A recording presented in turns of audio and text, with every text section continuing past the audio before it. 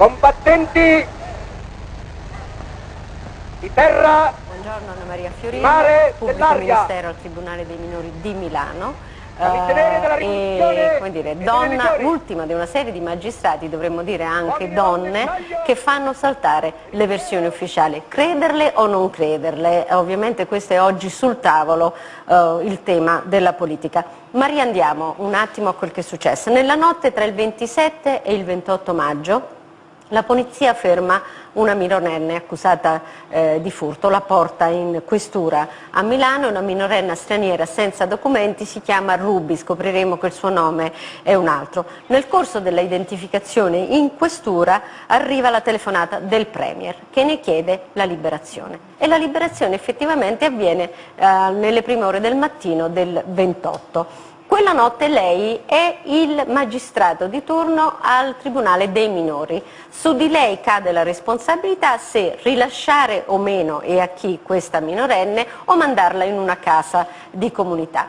Su questo tutto sembrava fatto. Il ministro Maroni dice va tutto bene alla Camera, improvvisa anche il questore di Milano, scusi, Bruti Liberati, sto parlando del procuratore di Milano, io non sono una grande esperta di cose di legge, e poi improvvisamente lei dice no, questa non è la versione ufficiale. Intanto la prima domanda è questa. Lei sa che venendo qui attira su di lei molte critiche e molti sospetti. Conferma di venire e perché l'ha fatto? Allora, diciamo che io sono consapevole di quello che lei mi dice, mi assumo le mie responsabilità, perché io sono una persona comune, però svolgo un ruolo molto importante, di cui ho un enorme rispetto e quindi ho avuto un insopprimibile impulso dentro di me quando ho ascoltato le parole di Maroni in Parlamento.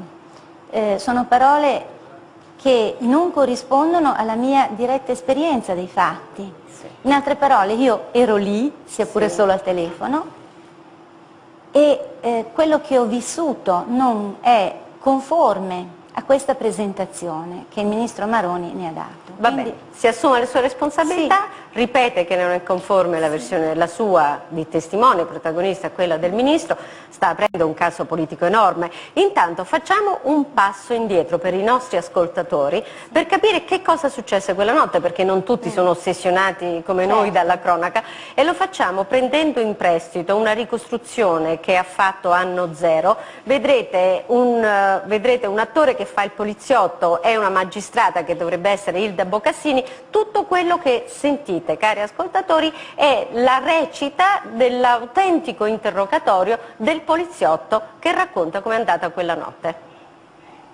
All'improvviso abbiamo visto correre verso di noi la dottoressa Iafrate, la quale ci diceva che aveva ricevuto una telefonata dal capogabinetto Pietro Ostuni, il quale ci diceva che dovevamo lasciare subito la ragazza, la dovevamo mandare via senza fare tanti problemi e senza fare le foto segnaletiche. E voi cosa avete fatto? E noi abbiamo chiesto spiegazioni alla dottoressa Iafrate come di prassi e lei ci spiegava che appunto aveva ricevuto una telefonata dal dottor Ostuni, il quale a sua volta aveva ricevuto una telefonata dal personale della Presidenza del Consiglio e loro sostenevano che la ragazza da noi fermata era la nipote del presidente Mubarak e che quindi non dovevamo fare tanti problemi, lasciarla andare via senza fare le foto segnaletiche. E l'avete rilasciata subito? No. Noi e la dottoressa Iafrate e la minore siamo andati all'ufficio coordinamento e una volta che eravamo lì il dottor Ostuni continuava a chiamare per avere informazioni sulla ragazza in quanto voleva sapere se l'avessimo rilasciata, cosa che lui già aveva comunicato al Consiglio dei Ministri. E poi? E poi il nostro centralino ci comunicava che erano arrivate due amiche della ragazza, il consigliere regionale con incarico presso la Presidenza del Consiglio dei Ministri Nicole Minetti e una tale Michelle Conceição Santos Oliveira, una brasiliana conquilina della ragazza. E poi a quel punto la signora Minetti diceva che voleva prendersi lei cura della ragazza e prenderla in affidamento. E voi cosa avete fatto? Abbiamo chiesto al commissario capo, la dottoressa Iafrate, se il magistrato di turno per il Tribunale dei Minori fosse stato informato che la ragazza in questione era la nipote del presidente Mubarak e se sapesse che la stessa Minetti si era offerta volontaria nella custodia della minore. E voi avete chiamato il magistrato che vi ha detto di affidare la ragazza alla Minetti? No, il magistrato ci ha detto di trattenerla in questura e il giorno dopo di provvedere a trovare un centro di accoglienza. E allora come mai la ragazza è stata affidata alla Minetti? Perché poi a quel punto la dottoressa Iafrate ci comunicava che aveva parlato personalmente con il magistrato di turno e aveva trovato un accordo e che per quanto riguardava noi, una volta identificata la ragazza, la potevamo rilasciare e consegnarla alla Minetti. Ed eccoci qui, allora siamo entrati nel pieno, cari spettatori, voi avete visto, questo è tutto ufficiale, non c'è nessuna malizia nel dire che il Premier chiamò eccetera eccetera, si arriva al punto, la ragazza viene rilasciata. Lei parla con la... cosa ha fatto quella notte? Ci racconti cosa ha fatto quella notte? Allora, tanto per cominciare, quello che abbiamo ascoltato io non l'ho mai saputo, perché questo discorso è inglobato in una annotazione che risale al 28 luglio, quindi è molto posteriore rispetto alla data dei fatti, ricordo che 27-28 maggio, non l'ho mai letta questa annotazione, posso dire che come voi ho appreso queste cose guardandole alla televisione, o comunque perché altri me ne hanno parlato. Cioè lei quella notte era completamente... A me non è mai stato detto, non sapeva niente di quello che stava succedendo. Che fosse arrivata una telefonata da parte di qualcuno, Certo. ma ho parlato con diversi operanti, delle volanti, del commissariato Monforte Vittoria e della questura. Ho avuto molteplici contatti telefonici e ho sempre, ripetutamente, detto che la minore doveva essere collocata in comunità dopo gli accertamenti fotodattiloscopici, questo perché non aveva documenti. Poi la cosa si è complicata quando mi è stato detto che, io mi ricordo, era la figlia di Mubarak. Sì. Poi, ecco, gliel'hanno detto però che era sì, la figlia di Mubarak. ma non A che subito. punto, Allora, diciamo? tanto per cominciare, questo non è un intervento di assistenza a una povera ragazza dispersa. Sì. Questo è un intervento di tipo penalistico che è disciplinato dalla legge all'articolo 18 bis del codice minorile. Quindi le forze dell'ordine devono attenersi a quanto disposto da questa norma e il pubblico ministero non solo va informato, deve dare disposizioni. Con questo lei ci deve dire che per legge lei doveva avere l'ultima parola su Ma questa assolutamente, storia. non si Va prendono bene. accordi col PM, il PM dispone, perché siamo, lo ripeto e lo voglio sottolineare, in un ambito penale. Questa ragazza era stata indicata come autrice di un reato. Va bene. E quindi questo no, è molto importante. Certo, non è una trovatella, non è una minore sbandata, Certamente. è una persona che era accusata di essere, Certo. di aver rubato, insomma. Allora, a quel punto, quando io seppi, non ricordo se si trattava della funzionaria della questura o se mi fu detto prima, comunque nel La corso di funzionaria della questura è la Iafrati, Sì. il commissario Iafrati, Sì. va bene. Comunque mi fu detto che si trattava di, io ricordo, la figlia oppure la nipote di Mubarak. Bene, a quel punto io innanzitutto lo considerai francamente poco credibile. Ha detto o non ha detto la famosa frase allora Sì, io sono sì, Nefertiti? Sì, non mi ricordo a quale di questi operanti lo dissi, perché sì, allora io sono Nefertiti, la regina del Nilo, dissi, Sì. ma perché mi sembrava una situazione davvero paradossale. Ho pensato, come fa una ragazza che ha, diciamo, dei parenti così importanti, sicuramente presenti, a essere scesa stare così in basso, in mezzo no? alla strada, Possiamo ma dirlo. soprattutto avevamo già scoperto, diciamo, che aveva un nome marocchino. Sì. E che era scappata da una comunità di Messina. Aspetta, perché voi eravate in fase certo, di eravamo identificazione. continuamente in Quante contatto. telefonate ha dovuto io credo fare? 6-7, forse anche di più, Sì. proprio una cosa E a che continua. punto arriva la rivelazione? Lei ha già detto che non ha sentito di Berlusconi fino a molto tardi. Non l'ho mai quindi sentito questo mai, parla- ma neanche Però né se prima, qualcuno durante le e dopo. telefona e dice ma è la figlia di Mubarak, Sì, o la sì, nipote", sì. vuol dire che c'era molta pressione su di lei Ecco. perché facesse qualcosa. Che Sì. pressione c'era nei suoi confronti? Cioè se qualcuno ha detto senta un po', Allora, cosa quando- volevano dire? Liberiamola, ci aiuti? Allora, cosa volevano voglio dire? chiarire questo. Sì. Quando mi fu detto che c'era questa illustre parentela, io dissi, allora, se così è, perché purtroppo la realtà supera l'immaginazione, avrebbe anche Non c'è potuto dubbio. essere vero, allora ho detto, vabbè, se così è, benissimo, andiamo a verificare che questa sia la sua identità.